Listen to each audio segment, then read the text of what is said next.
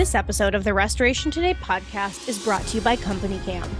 Ready to ditch the disorganized texts and folders? With Company Cam, keeping track of the details of your restoration project is insanely easy, making communication between crews, insurance companies, and clients all the more streamlined. Photos can be annotated and users can create professional reports and branded before and after photos. Company Cam is the easiest way for restoration professionals to capture and organize job site photos. Visit companycam.com/C&R to start your free trial and get 50% off your first 2 months. That's companycam.com/CANDR to get started. Hello there. Thanks for checking out this episode of the Restoration Today podcast. Today, I have a great friend on the podcast. I'm very excited to have Garret Gray back, I think for the third time. Okay. Yes. Okay. All right. So Garret's been through a lot of transition in the last couple of years. So he is currently, I believe, the president of Protect for CoreLogic, but his title changes once in a while. Not still sure. So Garret, is that still you? That is still my title. The problem I have with the title itself is like, what is Protect? It's like our way of like dividing into 3 business units internally at CoreLogic.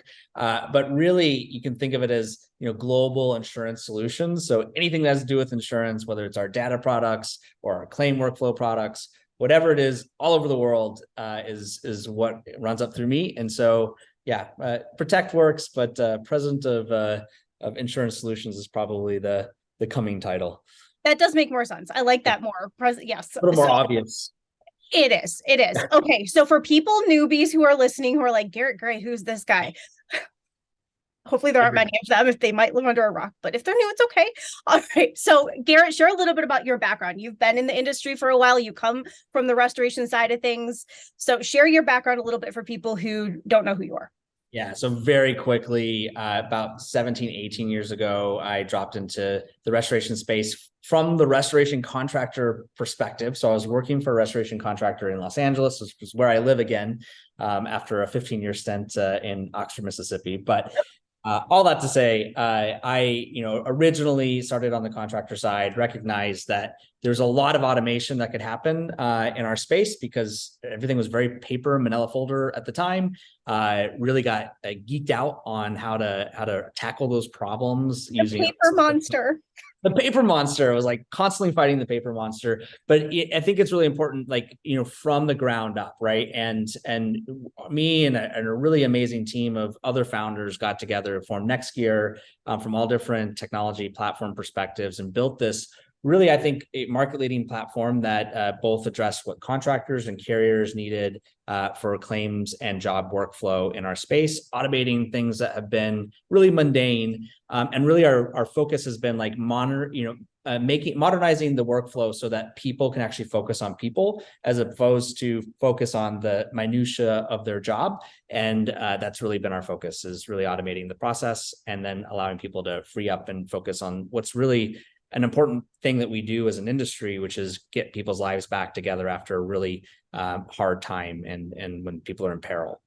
Perfect. Okay. And then NextGear, fall of last year, right? Sold to CoreLogic. So that's where you are today, right? Yeah. So we did NextGear, bought 5 companies that became NextGear, and then we got bought last year. So yes, we're on the other side of that equation now.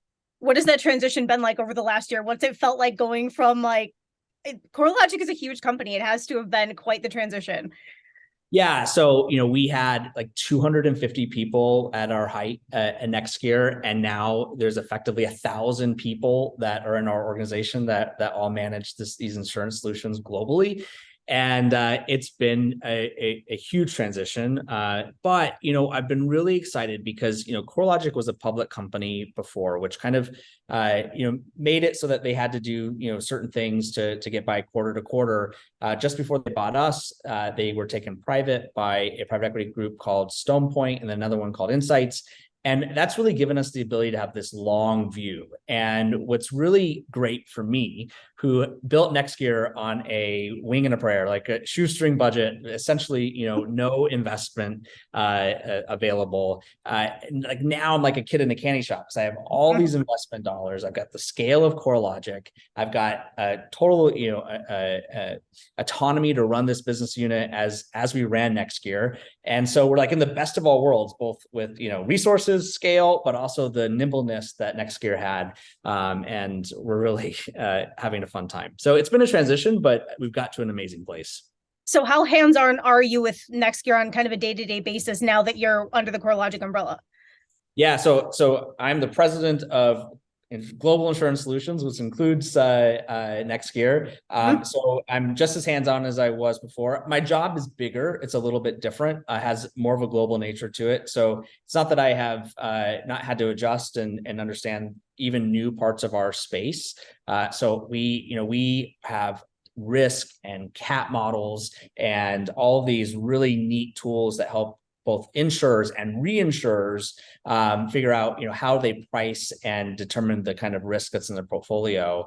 And so it really gives us a new perspective in how we deal with our claims carrier clients, and then how we can help contractors and carriers come together to work together, which is essentially the vision that we've got for the space.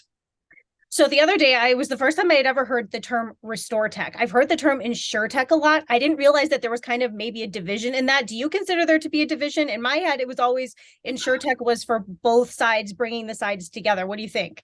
I think you could look at it both ways. Like, I think the typical InsurTech market is actually really big. There's a ton of different players playing. You go to ITC, it's a huge conference. And oddly, like if you come to one of our, like you go to PLRB or you go to, any of the other conferences, like specifically in our space, a lot of those InsurTech players are not there. Right. And part of the reason for that is, and it's really interesting, it's like they're getting all this investment dollars and they're working on really big things that probably won't affect our space for, maybe 5+ years. The technology is new. It's really cool. It's exciting, but it's speculative, right? And there's a lot of players trying to do the same thing. So it's not clear who's going to win. And I think that's all really great for our space. I think probably if you think about RestorTech, it's a little more, practical and hands-on. It's what we're doing every day. It's kind of what NextGear was, right? Like we were not just building things that were innovative, which they were, but we were building practical value into the Restore workflow every day.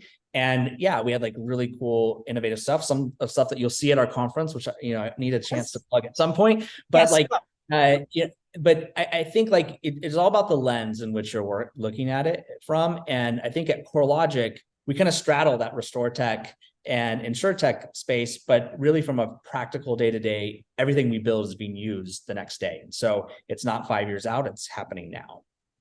Okay, so on that note, it feels like on the restoration side, we're almost going through this technology software boom. There are so many options out there for restorers, more than ever.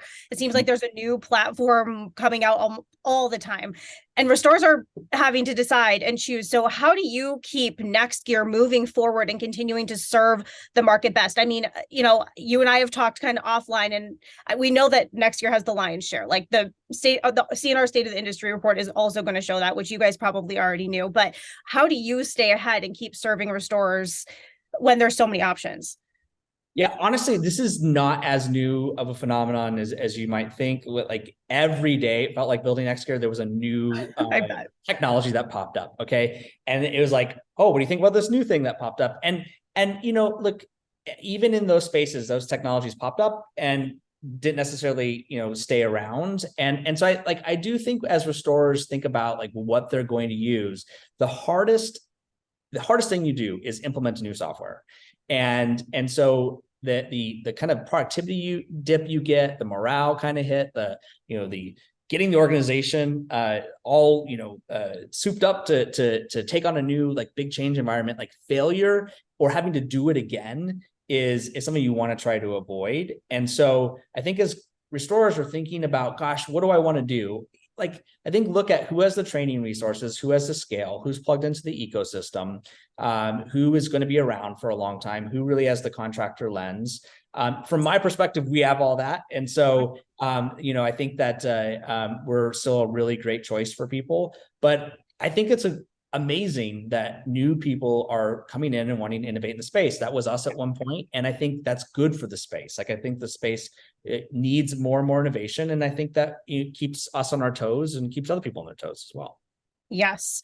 Okay. One of the big topics when CoreLogic bought NextGear was, okay, now we have Symbility going kind of against Exact here with estimating, right? So how has adoption been going with Symbility or Claims Connect? Are the names synonymous? Did the name change? Set me straight on that too. So I think when you come to the conference, you're going to really get our kind of new naming platform, because it really, I think all the names need to go away and really like, what are we doing, and make it really obvious. So like, the CoreLogic estimating platform, right? Like these are the types of ways that we're going to talk about our platform, because we have essentially a single platform. It's all integrated together, and these kind of, the history of the names are really not as important. But I'll just say, like, our estimating platform just got picked up by another top 10. There's another top 10 that's going to announce it. So I think, we already are kind of in this position where there's multiple top 10s using our platform. In our conversations, like, I think there's a desire to get to, more carriers wanting some change in the market. And so I think restorers should expect to see that the CoreLogic platform will, get to parity, at least in the top 10 over the next couple of years with the incumbent, which is good for everyone. It's actually good for our incumbent too, because this sort of actual real challenge, which has never been there before, is going to force innovation and better behavior for other players in the market. It will do the same for us. And so it will really spur on, more and more competition, which is a good thing for any market, especially ours. Okay, so you spoke to this in the last podcast we did, so people can go back and listen to the last one we did, I think in March, if they want to know more about this. But talk a little bit about the pricing methodology and where pricing comes from within Symbility. Yeah, so our construction cost database, it takes a variety of data points. And so some of these are automated that are just constantly pouring into our system from all across North America and even other locales. That's all geographically specific pricing data to those areas. And then we feed that into our pricing database. We make monthly updates. We also have people who are sending us pricing feedback on a regular basis. We make outbound inquiries. We have connections into other pricing databases where materials are being housed. So it's a very exhaustive set of data that is kind of pouring in to inform where our pricing is. I will say, like, as we've rolled out some large carriers and we've had even more restoration focus on it, like, we've gotten a lot of feedback. We also have been in a highly inflationary environment that happened really fast. And so I will say, like, our general tone is that we want the feedback. We're going to be very responsive. And I'm going to proactively address, some of the rumors out there that, like, we were ever, purposely underpricing to grab carriers, into the space. It's really important to know that is actually not what carriers want. Carriers just want a predictable price that is accurate and that they can depend on. And so there is, like, if we were going into any carrier to say, hey, like, we're going to, underprice it, like, they would just kick us out of their office, because that's not what they want. And so our goal is to get just pure accuracy. And we're encouraging more and more feedback so that we can get there on all levels of how we price things. So CoreLogic is a global company, right? I was talking to Josh Miller, who's the president of Rainbow, earlier today, and he was talking about how in Europe, in England, I think he said you're in London a lot, so maybe you can even speak to this. He was talking about how over there contractors bid out for like an 18-month contract versus, like, here's our rates for our dryer, air movers, dehues, whatever that is. This is our rate for 18 months. And then carriers kind of pick and choose. So I think that's what you're speaking to when you say they don't want the lowball price. They want something that's going to be consistent and work across the board. So what have you seen abroad in your travels and your interactions abroad that's kind of working over there? Yeah, so 83% of the vended market in the UK uses our platform. So it's a little bit of opposite dynamic over there. And so, this platform has already been pretty, tried and tested with a very large market. Pricing is a little bit different there. Sometimes they're using our standard price space. Sometimes they're bidding things out, like you said. And so there is a little bit, their pricing market is actually a lot less mature. But I think the whole point is when you think about like how carriers actually, price their policies, right? And how they make money. They're not making money necessarily on saving more money on the cost of the loss. They just need predictability. And so the key is like, how do we get to what's accurate? How do we predict it? We use our pricing models to also figure out how they set, in their underwriting process, how they set the premiums. And so you want something that's all kind of inclusive, that's accurate, that will get everybody back to pre-loss condition in a way that is fair for everyone involved. And that's exactly what we're working on. So how easy is it for contractors to give feedback, and do they get kind of confirmation once they give it that it's been received and processed? Yeah, so there's a couple things that are happening here, and some I'm not going to get ahead yet of what we're going to announce at our conference. I'll keep plugging it though all the way through, shamelessly. Right. Listen, like I think that today you can just call support, you can chat into support, you can email support. There's a process for that they can walk you through for submitting pricing feedback. You can overwrite prices in the database. We mine that as well. So there's automatic ways. There's ways that you can call up and ask questions. Sometimes it's honestly, it's understanding our line item differences as well. So, for our database is a little more granular. And so it allows you to tweak the line items to be more accurate with what scope of work you're doing. But that also means you got to know all the line items that are included that sometimes others will bundle. And so there's a little bit of just training involved as well. But we're going to be launching some new initiatives that we'll talk about in detail at our conference, that's designed to really get the beat of how people are needing to price in our space, because we realize it's so dynamic, and even everything that we have today to keep up with the pricing changes is sometimes not fast enough, and so we're going to respond by putting some new measures in place to make that happen. All right. Well, so maybe you don't want to answer my next question, because it was asking about restorers who need to maybe deviate from the pricing that's in Symbility. What should they do if they need to? Yeah. So one, the pricing and Symbility can be edited. So like, I think it's true with all of the platforms out there. Like, I think we all say, look, it's still your price. You've got to decide. Now, sometimes people are making agreements with carriers that say, hey, we're going to live by a particular price list, and that's between them and the carrier. But in general, like, we are giving the suggestion based on what we're seeing. In the end, you've got to decide your pricing. The system allows for edit overrides, and just as others do. And then we can look at those and decide, is there a trend that we need to make sure that we're getting into our pricing database? Okay, so I think a lot of what we've talked about has been materials pricing and that kind of thing. Labor rates have also been kind of all over the place, and that is, labor itself is such a huge pain point in the industry right now. So how has your team kind of been keeping up with labor rates and as they shift from market to market? Yeah, same process, right? So we've got outbound reaches going to figure out what is the labor rates in certain markets. From that, we can see trends to see if there's other, and extrapolate that across the United States. So we're constantly reaching out. We're getting those changes in labor rates. We're plugging them into our platform, and then we're pushing out new pricing, essentially monthly. Okay. All right. I remember when we first spoke a few times after NextGear was bought, and people were so concerned about data. But I want to talk about the flip side of CoreLogic is this huge data company with all of this amazing information that restorers could be using to their benefit, right? So talk a little bit about the data that could be at restorers' fingertips that they could be using to help drive their own businesses forward. So since you said it, I'm just going to clarify. I said, as long as I'm in the seat, we're not going to be stealing your data to do anything nefarious with it. That is still the policy. We are not, and I'm not going anywhere anytime soon. Can't say it too many times, I don't think. Yeah, so I just want to throw that out there, like that we are not mining contractors' data to tune prices in any way, and we won't. And I think the value, though, of the CoreLogic property data set, which is completely unique.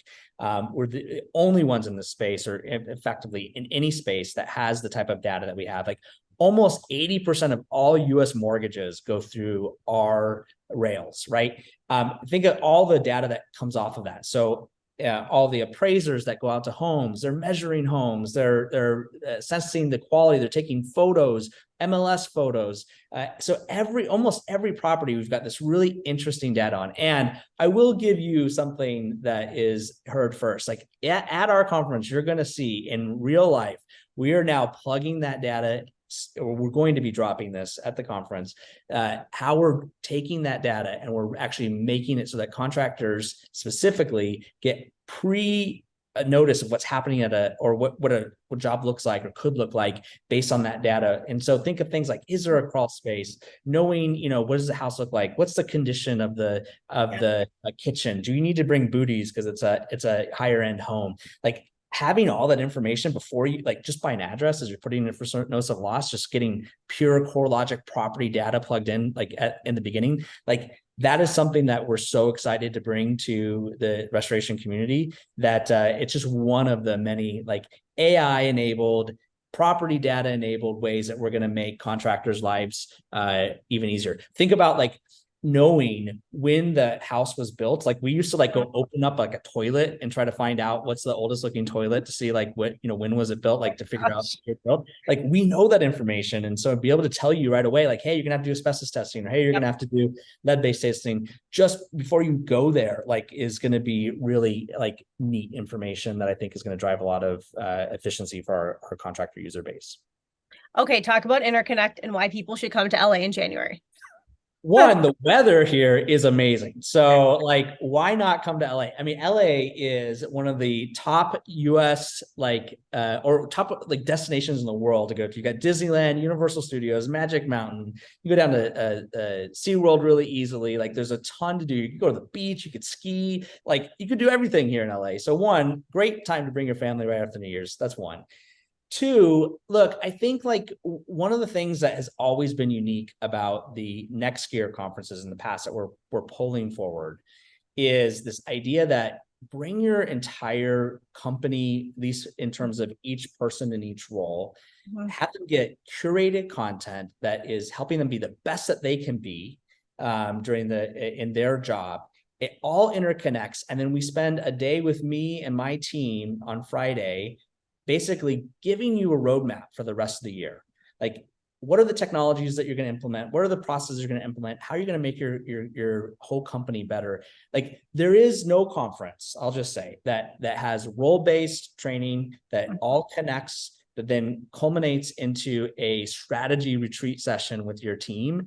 And it is like, if you go back and look at videos of like people leaving these sessions, they're like, I'm coming back, I'm bringing all my people, I'm going to do this again. And I'm really sad that like COVID happened and gave us like this 2-year break. But like I think like the immense amount of like content creation that me and my team have put together so that we give you this connection to how you run a better business is really unique. On top of that, this year, because of the 400 insurance clients that we work with, this is also going to be a place for you to connect with other insurers and to build relationships and to hopefully get more business and to learn a little bit about the industry that will give you more context to run a better business in the insurance space, understand how to see around corners and basically jump your year off in a way that will help you grow and run more profitably. And that's the whole intention behind the event.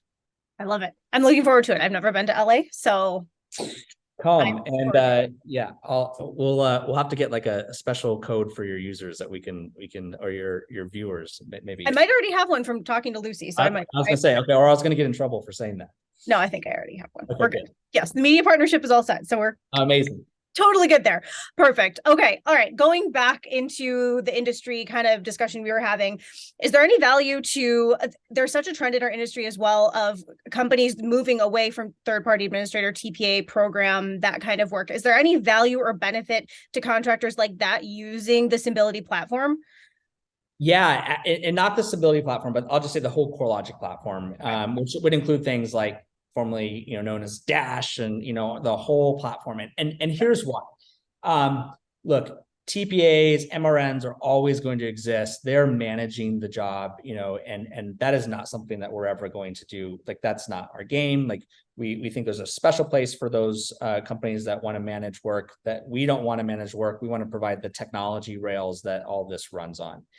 But what's really neat, like if you decide, look, hey, I don't want to be a part of one of those MRNs or TPAs, like there are ways that carriers then can connect directly when they don't need a manager and somebody managing involved. And so like being in an ecosystem will give you the ability to potentially receive work directly.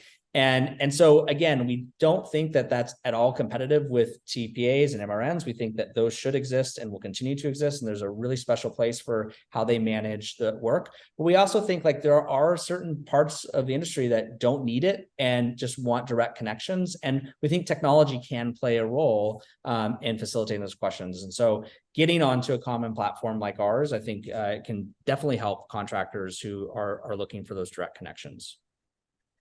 So putting on your visionary and tech goggles here, and the view that you have into the InsurTech space that maybe the rest of us don't have so much, what do you see on the horizon for the industry? What kind of technology do you think will be moving into our space in the next maybe 2 to 3 years that could be a game changer? It could make a really big difference in the claims process. Yeah, look, I think there is a lot of things that are being worked on that are, I'd call like moonshot, like really cool, game-changing stuff that will probably not hit the space for 5, maybe 10 years. It all depends, right? And so I think, and those things are really cool. What we do.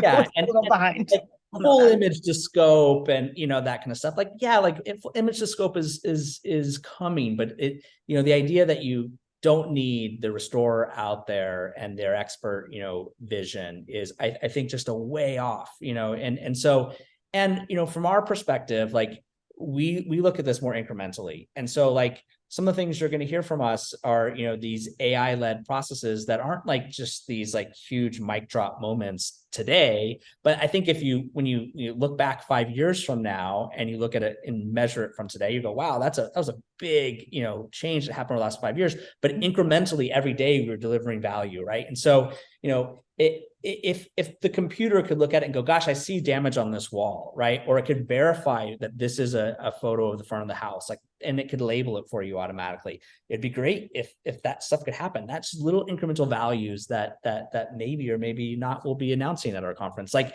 so, there are things like that. The whole podcast of maybe nots. What's that? This is a whole podcast of maybe nots. I'm teasing you. It's not. No, yeah, look, I just think there's so many exciting things that are happening that we're excited to announce here soon. But like, I think that like, your question is like, what's going to impact the space? And I think, I think some of this stuff is a long time out, but I think some of this is happening in weeks and months. And the idea that there's going to be constant automation and, more requirements on contractors to document out on site, like that's going to keep happening. Automating in this space, COVID sped this up. We were already on the track to go there, and COVID just added jet fuel to that train. And so like we're moving extremely fast. But what's really great is what I'm seeing now is our ability to actually make that process even easier so that it depends on the contractor. We want the contractor to be the center of this process. We make their jobs easier so they can make the carrier's job easier. Everybody wins, and we're getting more work to the people who are in the ecosystem. All right. So for people who are using Symbility or are interested maybe in using Symbility, but don't know where to start, there's courses, like obviously there's trainers for Dash and people learning how to use the Nextgear platform. But what about Symbility? Where do people go to get that training? INTRConnect might be an answer, but what about ongoing looking for training? Yeah, so INTRConnect is a great answer. So come get some training from us live. We have CE credits, by the way, for people who need those too. But all of our support teams are interconnected. So if you know how to get to any sort of former Nextgear support or CoreLogic's support, you can reach out to them. Either you can do support.claims@CoreLogic.com. You can use your chat features from any of the platforms and just say, hey, I want to get plugged into training. So we can make it super easy. It's on our website as well, of course, but there's a ton of ways to grab it. And the easiest thing is just contact any of our supports and ask us to get, plugged in, and we can do it really quickly. Perfect. Okay. We covered a lot. Anything else you think we should cover? Oh, let's talk about integrations really quick. Yeah. You've talked about it a little bit, and it's a big topic in the industry. As some people talk about, we have an open API, but we kind of integrate. There's just so many different levels of integrations that are happening amongst all the software companies that are out there. So what's your kind of take on integrations and how well people should play in the sandbox? Yeah, so I think there's two pieces. There's one, like, what are the integrations that the market's asking for, and making sure we're prioritizing our efforts there. Two, like, we fully believe in integrating even with our strongest competitors. Like that, like we absolutely are integrating with the people we are most fiercely competing with, and we think that's the right move because we think they should have choice in their platforms, and we think how they define their platform should really be a choice between what pieces that they want to connect together. There are things that make things a little more complicated in that carriers do have some control when you're on a program of where their data goes, and so we are sometimes actually signing off on those data agreements for our clients, whether they know it or not, saying we will respect these particular parameters. And so it does, like, when you live in an ecosystem and you want to get carrier claims, it does add a little bit more rules around how things move. So I think our overall perspective is we should be able to integrate with anybody who can live up to the carrier standards and the ecosystem standards that we live up to. There is going to be some negotiation around how data gets shared based on who all the different data owners are. But in general, we shouldn't be looking at competition as one of those variables because we integrate with our strongest competition. I think that's proof positive that, like, we believe, okay, everyone should be able to integrate if they are living up to these same standards. Perfect. Okay. All right. Anything else you think we should chat about? No, I mean, I think the only thing we should chat about is the frequency. Like, I'm going to take responsibility here because I know you were hounding me to get on a podcast. All right. And I promise we'll do it more often. I know you're busy, and hey, that's totally fine. Maybe we'll get a chance to chat in LA, which I know will be crazy busy. Let's do a live podcast in LA. Yes, that would be very fun. And it sounds like you've got a lot to announce there, so that I could catch up to everything that you teased in this podcast when we're in LA. You got to come to see. You got to come to find out. So come find out. Yes. And what is anybody who's interested in registering, you can go to the CNR website and look under the events calendar. You'll find it on there, or you can go to the Next Year Solutions website. I know that's on there, and probably on the CoreLogic website as well. 100%. Yes, please. 100%. It's everywhere. And on email me. If you can't get there, ggray@corelogic.com. I'll send you a discount link and come on over. There's ads everywhere. You cannot miss it. That's for sure. You can't miss it. Well, Garret, thank you so much. It's always a pleasure chatting with you. I look forward to seeing you soon. Have a great holiday. Happy New Year. All those things coming up. Amazing. Thank you. For more Restoration Today, visit our website, cnrmagazine.com, or find us wherever you get your favorite podcasts.